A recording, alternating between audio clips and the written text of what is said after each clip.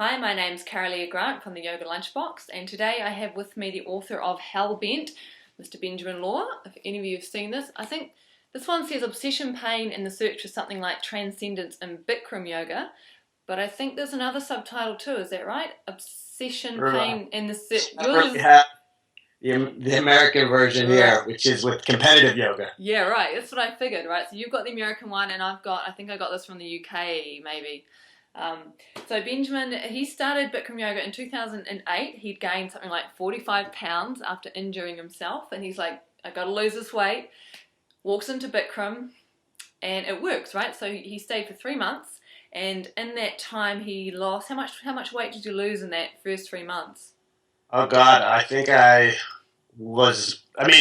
In total, in the first 3 months, about 45 pounds. Yeah, about those 45 pounds went.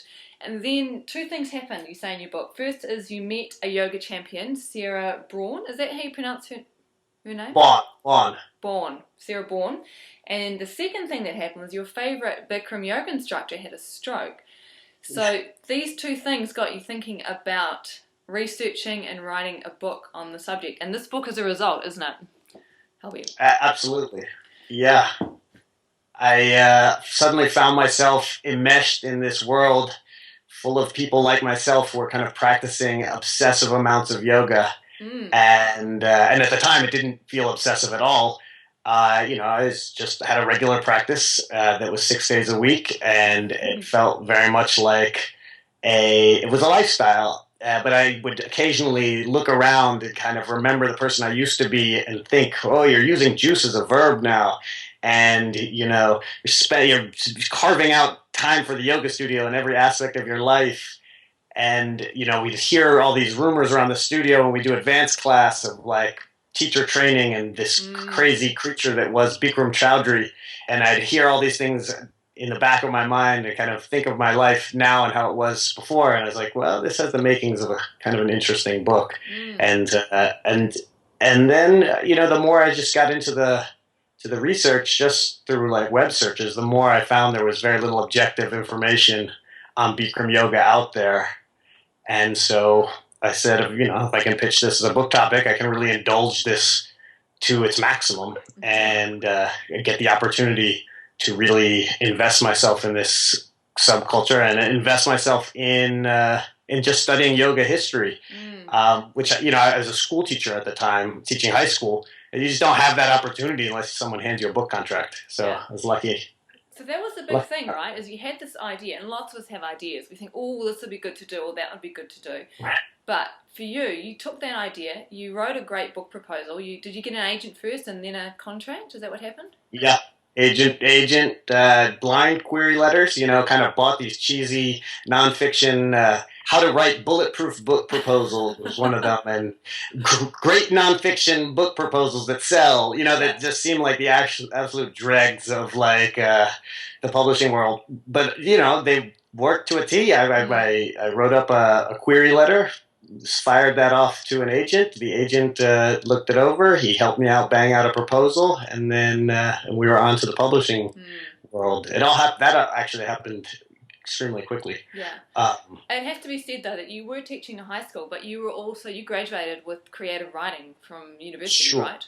Yeah. Yes. I come from a family of writers, actually. So you're not just some bum off the street. You're a writer to start with. Yes. Mother's a poet and an author, and my great uncle's a novelist, and writing it's kind of the family business to some extent. So I grew up with that all around me.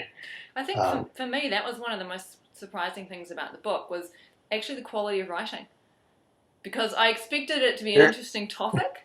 But your writing is really good. And I read one review where she called you the love child of a sober Hunter S. Thompson and Elizabeth Gilbert. Which, to me, no finer words could be spoken. Those are my absolute favorite writers. So that praise up. Well, I think it definitely took the book to that next level where, the voyeurism is amazing. You really take us right inside, and we'll get into some details shortly, but right inside the Bikram world, the world of competitive yoga, and also of the extreme backbending club. And yet the quality of the writing just really kept hooking us in. One aspect I really loved too was that you go off on all these different threads and you interview people on all kinds of things from narcissism. You go and talk to psychologists, you look at pain and you look at the different studies that have been done around pain, you go into neuroscience. So from your perspective, you get this contract. Were you able then to stop teaching and, like you say, really indulge this research? Yeah, so that's the fun thing about nonfiction is it gives you an opportunity to just take this aspect of your life and really dive in fully. You know, it's hard for me to say where the like expedition of the book starts and where my personality pre-book ends. You know, it's like I don't think I would have ever done competitive yoga if I wasn't writing a book, but I was certainly curious and I wanted to. I don't think I would have ever gone to Bikram Yoga teacher training, but I fantasized about it and I really wanted to. You know, it just wasn't financially reasonable for me to shell out $11,000 for something that I'd already heard was, only a must do if you were intent on becoming a yoga teacher. Mm-hmm. But as soon as I got the book, it's like, oh my God, a kid in a candy store. I get to do all these things and track down all, yoga. Pop writing on yoga it's hit or miss. There's not always a lot of facts. There's not always a lot of scholarship behind assertions. You know, to a large extent, yoga exists in a oral tradition where it's passed down, teacher to teacher, and has a long tradition of teachers kind of becoming very authoritarian and deciding that their unique style of yoga is the be-all and end-all. And so you have lots of different fiefdoms where everyone is master of what all yoga is. And so kind of getting a kind of a clear signal and cutting through that took a lot of time, and it wouldn't be the type of thing I could have, really invested in unless I was in a PhD program or a master's program or given a book contract and said, go to a library and study and interview all these fascinating people. Mm-hmm. That's one thing I noticed. I've done research online for my articles I write on yoga, and it's really hard to verify things. And I loved how when you looked at Bikram, who is this man, and you started to research the history, many of the facts that we kind of take at face value, and they're repeated in website after website after website, you were like, well, where does this come from? Where's the source? What was that like going into Bikram's past and verifying the things he always says? Well, Bikram is an extreme example, I would say, of something that's tenditious throughout yoga history. I mean, Bikram, and over the course of the book, kind of unravels, I think, into if not a pathological liar, certainly a pathological narcissist who lies continuously about his past and exaggerates reference points. And this despite the fact that he has led a legitimately amazing life that doesn't need much exaggeration, that's completely verifiable. But yes, he's a guy who will invent the most audacious claims, like he introduced Bruce Lee to America and taught yoga to the Beatles. And cite dates, in the early 1950s before the Beatles were even a band, about when he was teaching them. But kind of cutting through the fat of the Bikram's personal story, to me was very similar to cutting through the story of yoga in general, because I was taught that, and I don't know even where these assumptions about yoga came from. They just kind of permeated the air. But yoga was this touchy-feely practice that was based on a lineage of teachers that kind of had a pure source in India and handed it down from teacher to teacher to the West, and there was this one true authentic style of yoga that if you searched far and wide enough and found the right teacher, you could get a bead on that authentic type of yoga, which it turns out is not the case at all. And yoga is in fact this enormous, umbrella term that covers a wide variety of different styles that contrast in so many ways. It's almost difficult to think of them all as incorporating the same practice. And so to me, Bikram was a kind of a symbol for that type of confusion, and a potent one for the way that certainty and confidence in relaying information can lead to magnificent disinformation. Mm-hmm. Yeah, that's a good term, magnificent disinformation. I like that how you said we know this for sure. This might have happened, we don't know, and this probably didn't happen because we can prove it. Right. So, so you kind of Right. laid it out. Did you ever actually get an opportunity to interview Bikram himself? I talked to him a few times, but no, I did not. So I tried to desperately. Yeah. Yeah, he has a number of handlers around him, and it would be this song and dance where I would email them, and they'd say, "Yes, absolutely, we're going to get you an interview with him." I'd suggest things we could do together. Oh, we'll go fix cars. We'll go.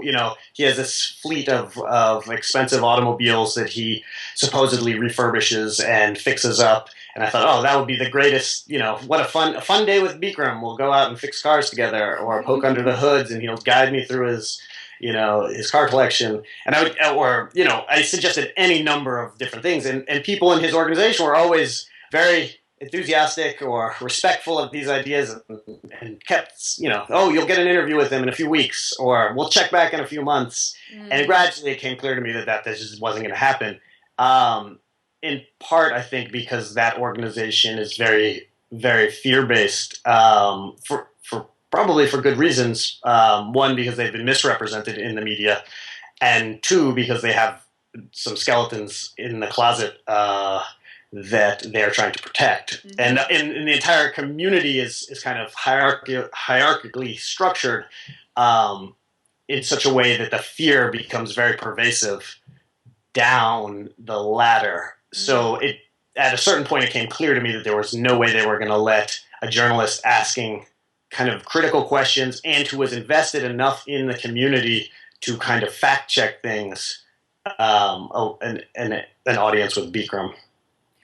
You went and did the teacher training. When was that? Was that 2011 or 2010? 2010. 2010.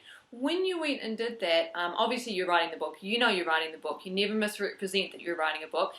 Did Bikram himself or the people on that teacher training, did they know you were writing a book while you were doing the training? Oh, yeah. Did Bikram himself? I mean, there's 380 people. I was told by the studio that sent me over there, oh, they know you're writing a book. Be careful. Like, they're going to call you out. They're going to make your life extra difficult. Or, all these. I was given a heavy lecture by multiple people, actually, before I went. And some of it was, in retrospect, kind of sinister. Focus on the positive things. Don't bother yourself with the negative things. Everyone's going to gossip. And, of course, I didn't want to write a gossipy book, but at the same time, I wasn't going to ignore flaming red flags that were being waved in front of me.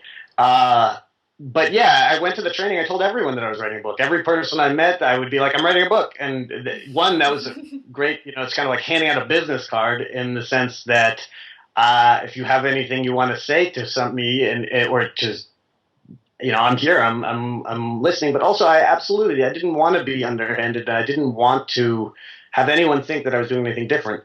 And also, I truly believe that there's many positive aspects to the Bikram Yoga community and the Bikram Yoga practice. So I didn't think it was possible for me to, and I don't think I did, write a smear of that community. I think there's so many beautiful things that happen in that world, and I met so many fascinating people, and the practice itself has so many strong qualities that I was never afraid that I would get steered into some dark corner entirely. I think that said, another good thing about the book is that because you immersed yourself in the world, you went and you did competitive yoga, which I definitely want to get to, and you did the teacher training. You write from such a position of compassion, but also objectivity. So, like, you didn't quite drink the Kool-Aid, but you could empathize with those that had. And sure. I mean, I think Bikram, one of the best parts of the Bikram Yoga practice, which gets criticized by a number of other lineages, is that we practice in front of a mirror.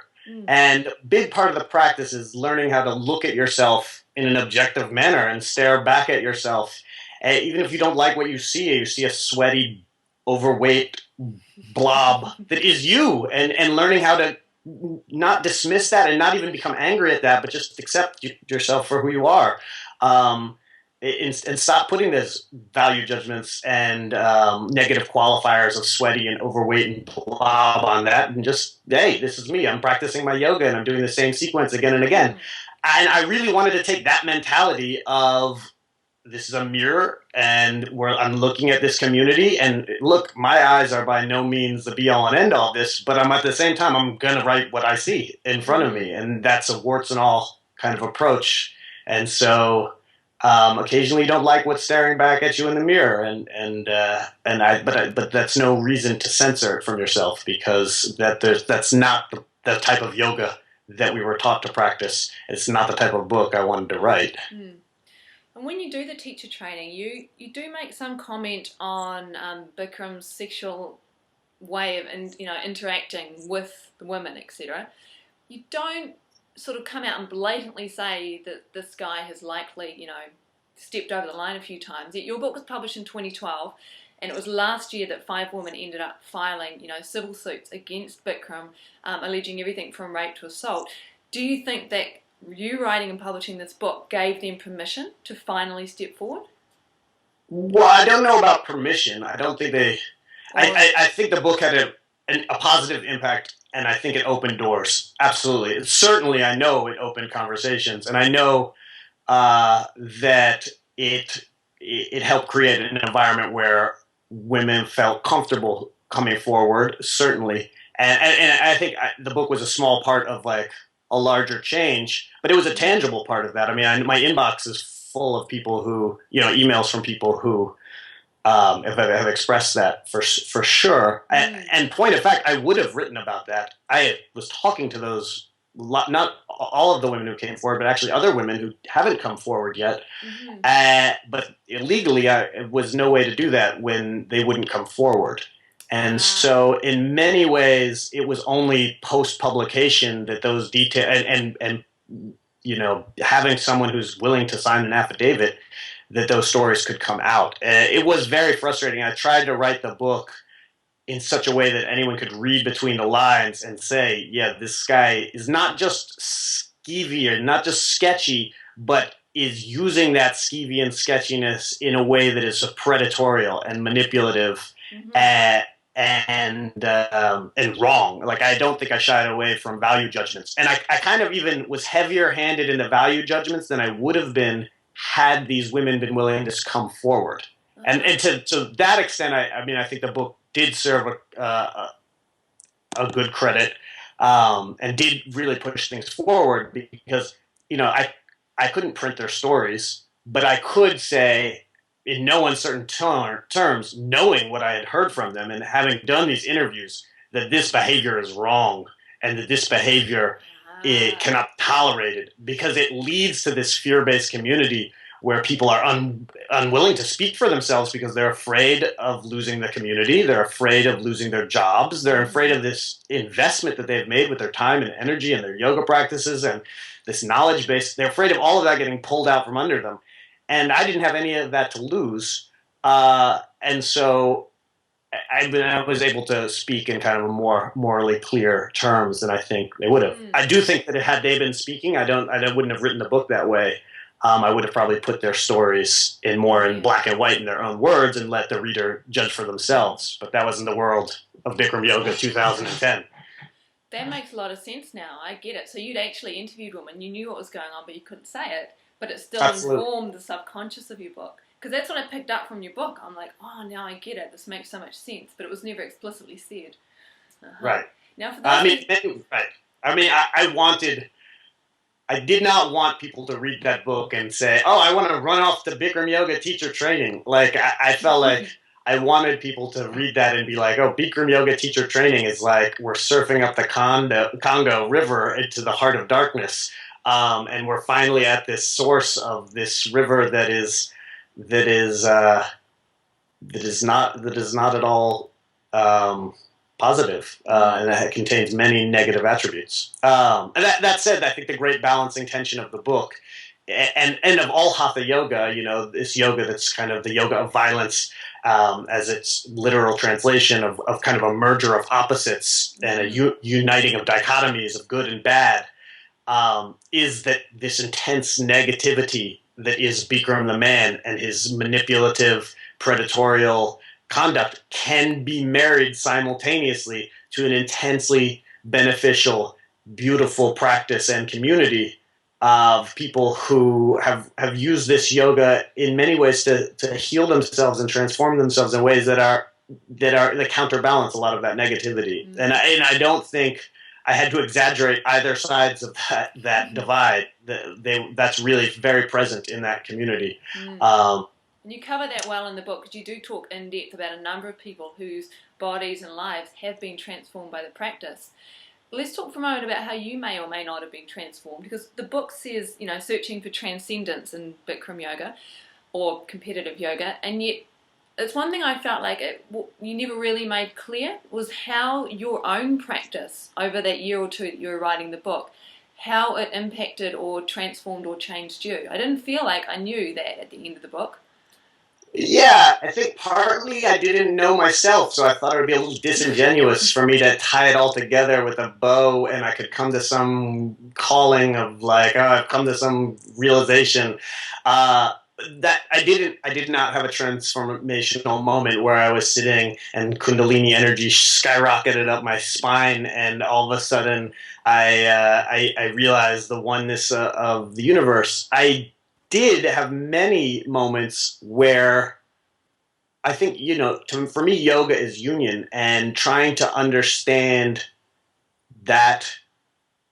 I think on a rational level, I understand what that means. I can understand how, human beings were made up of matter and energy and quarks and quantum components that are identical to the quarks and quantum components in mass and energy that is everything else in this universe. And I can say that, and it makes perfect sense to me on a rational level. I mean, you can quote all the cliches of "we are stardust," that's what people are made of.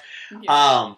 But I think, to me, my yoga practice really evolved into trying to understand that notion. It's very theoretical and very abstract on a day-to-day physiological level, that to try to take that intellectual idea and then to get cliche, but like put it in the heart and kind of feel that connection that I know is already there. And so to the extent that my practice evolved, sorry, the bug, it really did go from a very physical, very much, I walked in, I didn't care anything about oneness of the universe. I cared about the fact that I had a gut. And it became a practice that by the end, the physical component and the asana practice was but far diminished. In fact, I think the Bikram series is very repetitive, and doing a repetitive series for upwards of a year, and by the end of the writing the book, it was 4 years of yoga. You're not challenging your body in the same ways if you do an asana practice of a repetitive series again and again and again. Your body, you adapt and you get better at it. So the physical qualities were far diminished at that point. And I wasn't really practicing to lose a gut or to maintain a six-pack. I was practicing because it had opened doors to the larger kind of yoga enterprise, which is fostering this kind of connection and recognition of oneness or wholeness, which I find very beneficial. But that said, that was so much less interesting than everything else in the book. I mean, we had a pathological narcissist, a serial predator, and people whose lives had been utterly transformed and made resplendent. Why was I going to bother talking about myself? I mean, it just it seemed out of place. You do talk about yourself when you go into the world of competitive yoga, and that is fascinating. For many people in the yoga world, the idea of competing in yoga is like what are you talking about? That's just like a nonsense. I think you do a really good job of explaining why it may not be a nonsense at all. What was your experience of learning to compete and getting on stage and competing in yoga? Yeah, absolutely.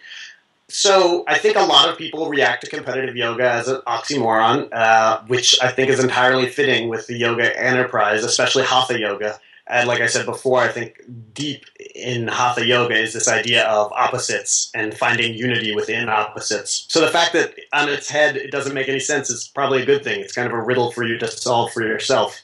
The way I made peace with it, and the way I think a lot of practitioners make peace with it, is that it's not a competitive enterprise in the rat race sense of competition that pervades our society. It's a competitive enterprise in the sense that you are being inspired by the other people around you. And so when you step on that stage with your co-competitors, you're not thinking about how your co-competitors doing worse will help you, which is, let's face it, if you're starting a startup and you're fighting for money, or you're competing with people at a job, all those factors are very relevant. You're thinking about, oh, this person is doing something fantastic and amazing and beautiful.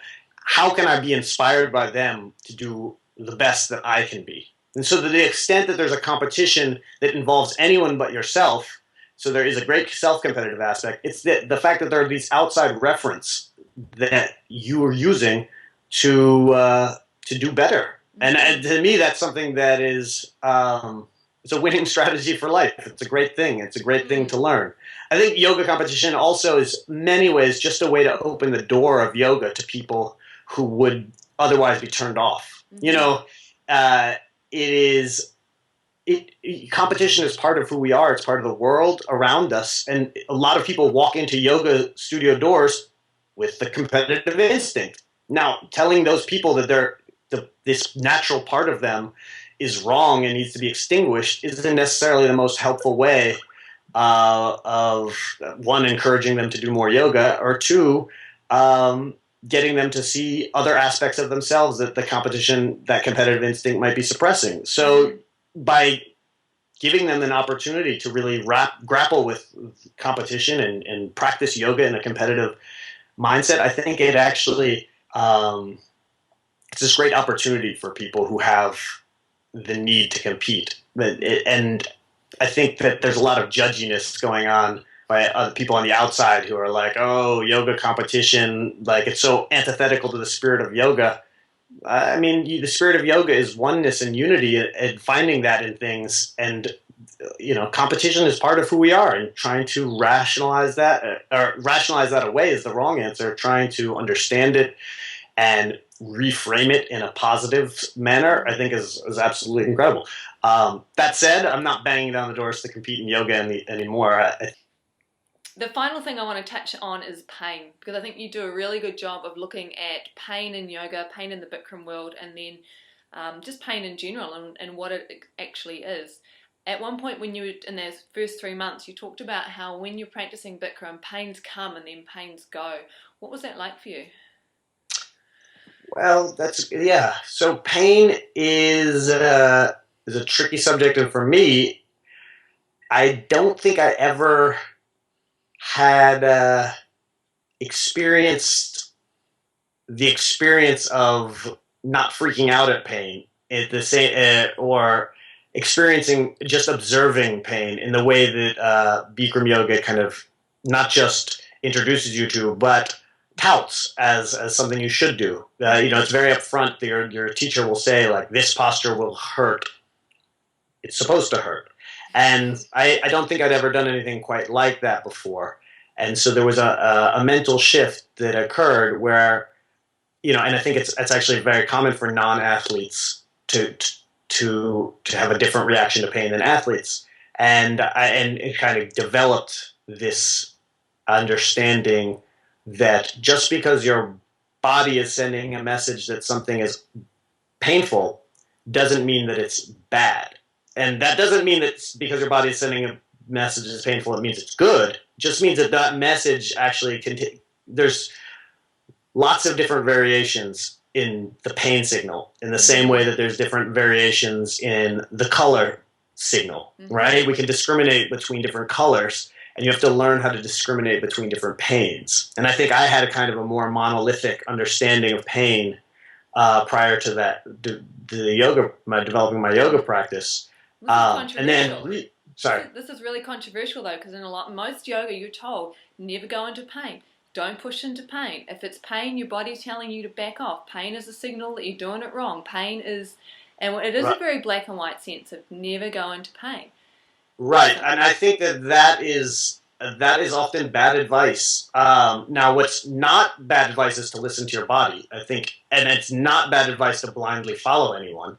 However, it comes down to what we label as pain. I mean, there are certainly things that if your body is telling you don't do this, stop doing them, because they're gonna you're not just paining the body, you're straining the body, and you're gonna atrophy the body, you're gonna hurt your body.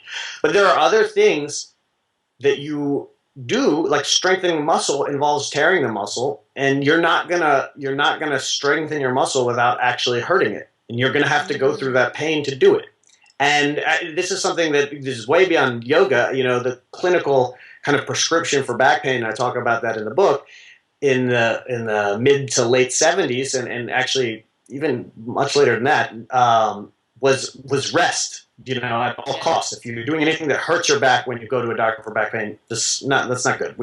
Go on bed rest, take it easy, and if you start doing any exercise that causes you pain, rest some more. And it turns out that that's a terrible prescription for back pain, because what it does is the very muscles that you need to support your back start atrophying even more. And the only way to strengthen and actually overcome that back pain is to work certain muscle groups to a point that is painful. And you do it under the guidance, in the medical physical rehab world, of a doctor or a professional. In a yoga room, you do it under the guidance of a teacher who has enough experience to tell you when it's okay that it hurts and when you need to back off. But the simple prescription of pain equals should back off, pain equals should rest, is profoundly unhelpful in certain areas of life. And in the book, I go to do a much better job than I am right now of explaining why this is true on kind of a neurological level, and how the body imprints pain messages, and how pain perception is really an active two-way process. Mm-hmm. It doesn't consist of simply a message from an injured area up to your brain and then dealing with it, but actually there's down currents, coming from your brain that are also modulating that, and they can turn the dial of pain down so you can be severely injured and not feel a thing, or they can turn the dial up so you have a very little tiny nagging thing that to you feels like you've been shelled in World War II. Mm-hmm. And learning how to better connect the perception that you have internally with the actuality in your body. It's kind of a yoga of its own. You're really searching to make that connection. And it just takes time and listening to your body and understanding the difference between good and bad pain, and guidance from people who've done the same things before and can tell you, oh yeah, when you are developing a back bend, it's going to hurt quite a bit, and it's going to feel like you've done something wrong, but it's actually, you're going to be okay in the end, because that's just the process your body is going through. Right? And it is the same for running or weightlifting, mm-hmm. or any number of athletic endeavors. Now, you can question the whole enterprise. It's like, really? It's going to hurt me if I do back bends? It's like, really? It's going to hurt me? But that seems quite extreme. But that's what you did, right? You did the Extreme Backbending Club. So sure. And I think that it's very valid to question why you want a good backbend. And I don't think you need to advocate, everybody needs to get in a tiger scorpion to do yoga. That's a ridiculous notion of yoga. But that said, if you want to get a good backbend, you'll have to go through some pain. And the flip side, that doing everything to a point where you don't feel any pain and you don't have any challenge in your life, I think there is a negative to that as well. Mm-hmm. And you have to negotiate a middle ground for yourself, where you are challenging yourself in a way that is meaningful, but that is not straining you. And it should be a pretty intuitive balance, I think, for most people. That said, I think some of us, like myself included, have trouble finding out where these quote unquote intuitive balances lie, and can tip one way or the other. What you're suggesting takes a lot of discernment to be able to feel the pain sensation and then be able to figure out, now, is this pain sensation telling me to back off, or is this pain sensation more about, say, fear and I need to push through? And the other thing too is, I don't think a lot of yoga teachers even have the skill or discernment to be able to tell what kind of pain their student is experiencing. So how can they possibly give any guidance? It's a tricky world, and again, it's why I don't I don't want to speak with too much confidence here because I think it really is an internal thing, and what you're comfortable with, and how invested you are in your teacher and how much you trust them. I think all of these factors are enormously important. And I don't think you can do it by yourself. I think that's why yoga is taught best with a practitioner and a teacher in a relationship where it's in a one-on-one relationship at that, where there's feedback going both directions.